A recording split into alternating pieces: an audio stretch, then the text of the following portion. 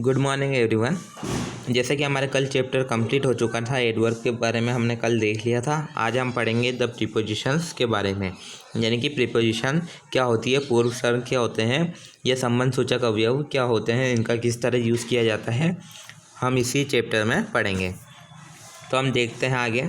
A preposition is used in various meaning, यानी कि एक जो प्रीपोजिशन है एक पूर्व सर्ग है, इसका विभिन्न अर्थों में यूज़ किया जाता है, यानी कि इसके कई अर्थ या कई जगहों पर इसका यूज़ किया जाता है। जैसे कि हम कुछ एग्जांपल देखते हैं, यह एग्जांपल दिए गए हैं आपके। फर्स्ट एग्जांपल दिया गया है, ही इज़ एट होम, यानी कि वह घर पर है। तो यहाँ हमने देखा, यहाँ प्लेस के संदर्भ में इसको बताया गया है। उसके बाद सेकंड एग्जांपल में हम देखेंगे, he goes to school at 10, यानी कि वह 10 बजे स्कूल जाता है। तो यहाँ टाइम की बात की गई, टाइम के संदर्भ में बात की गई है। उसके बाद थर्ड सेंटेंस हम देखेंगे, I was surprised at his behaviour, यानी कि मुझे उसके व्यवहार पर आश्चर्य हुआ। तो यहाँ मेंटल एटीट्यूड की बात की गई है, उसके मानसिक रवैये की बात की गई है कि उसका मानसिक व्यवहार कैसा है, उस तरह की बात की गई है।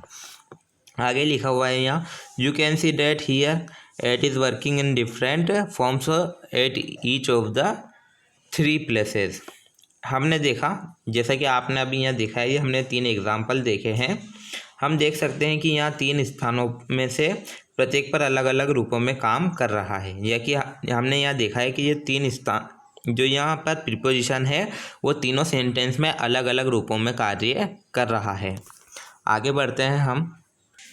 Preposition have an extremely significant place in English language in context to grammar, यानी कि व्याकरण के संदर्भ में अंग्रेजी भाषा में जो प्रीपोजिशन है, यानी कि जो पूर्व सर्ग है, इसका एक अत्यंत महत्वपूर्ण स्थान है। यानी कि इंग्लिश लैंग्वेज में, अंग्रेजी भाषा में व्याकरण की दृष्टि से प्रीपोजिशन का एक महत्वपूर्ण स्थान है।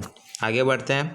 Without this appropriate relationship of action done by subject, noun और प्रोनाउन और situation of the subject of a sentence can not be established with the object, noun pronoun of the same sentence, यानी कि इसके बिना subject जो होता है, संज्ञा या सर्वनाम कुछ भी हो सकता है, या किसी वाक्य के विषय, यानी कि संज्ञा हो या सर्वनाम हो, या किसी सेंटेंस में, किसी वाक्य में कोई विषय हो की स्थिति को हम उसके द्वारा, यानी कि जो सब्जेक्ट के द्वारा जो कार्य किए जाते हैं उसकी स्थिति को हम बिना प्रीपोजिशंस के नहीं बता सकते।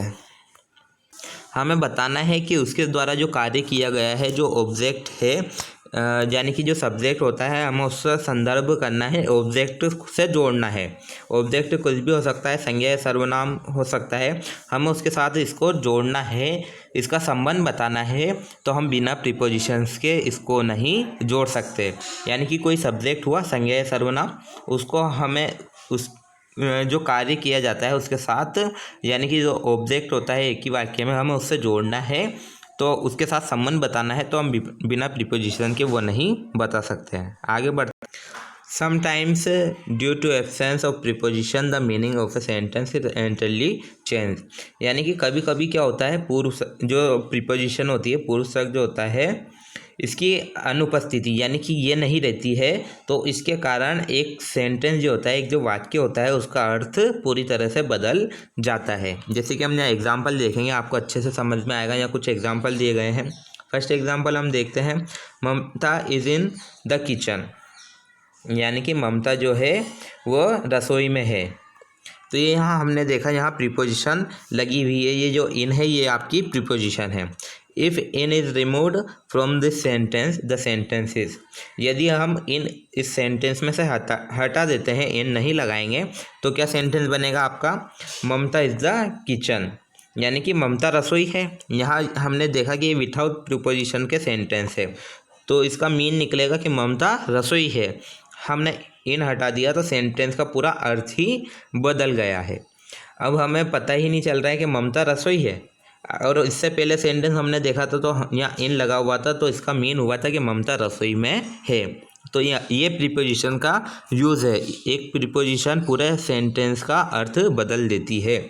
एक और एग्जांपल हम देखते हैं, the sentence is on the table, यानी कि जो the pen is on the table, sorry, जो कलम है मेज पर है। तो हमने ये देखा, ये जो सेंटेंस है इसमें ये प्रीपोजिशन के साथ है।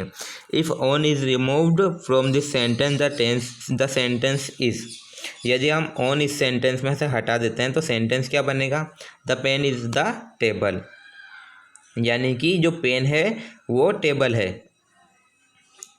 तो हमने ये देखा, ये जो सेंटेंस है विदाउट प्रीपोजिशन है। तो इससे पहले तो मीन निकल रहा था कि जो पेन है वो टेबल पर है, और उसके बाद मीन निकला जो पेन है वो टेबल है। तो हमने देखा कि एक प्रीपोजिशन पूरे सेंटेंस का अर्थ बदल देती है। It is clear from the above example that preposition play a very important role in the formation of sentence. हमने ये जो उदाहरण देखे हैं ये स्पष्ट है, इससे ये स्पष्ट होता है कि वाक्यों के निर्माण में, यानी कि किसी सेंटेंस को हम बनाते हैं, उसका निर्माण करते हैं, तो यानी प्रीपोजिशन के बिना प्रीपोजिशन के बिना अधूरा होते हैं, और प्रीपोजिशन का उसमें बहुत महत्वपूर्ण स्थान होता है। प्रीपोजिशन की भूमिका उसमें बहुत महत्वपूर्ण होती है। बिना प्रीपोजिशन के बिना एक सेंटेंस कंप्लीट नहीं होता है, एक सेंटेंस अधूरा ही रहता है। इसके आगे अब हम डेफिनेशन देख लेते हैं कि प्रीपोजिशन की डेफिनेशन क्या है, अगर हम इंग्लिश में डेफिनेशन बोलना चाहे तो। In a sentence a preposition is a word place before a noun और a pronoun to show relation with another noun और प्रोनाउन, यानी कि एक वाक्य में एक प्रीपोजिशन, एक पूर्वसर्ग किसी संज्ञा या सर्वनाम के साथ अपना संबंध दिखाने के लिए एक संज्ञा या सर्वनाम के सामने रखा गया शब्द है। यानी कि एक संज्ञा या सर्वनाम का दूसरा संज्ञा या सर्वनाम, यानी कि जो ऑब्जेक्ट होता है उसके साथ संबंध दिखाने के लिए जो सामने रखा गया सामने एक शब्द है, यही प्रीपोजिशन की डेफिनेशन है।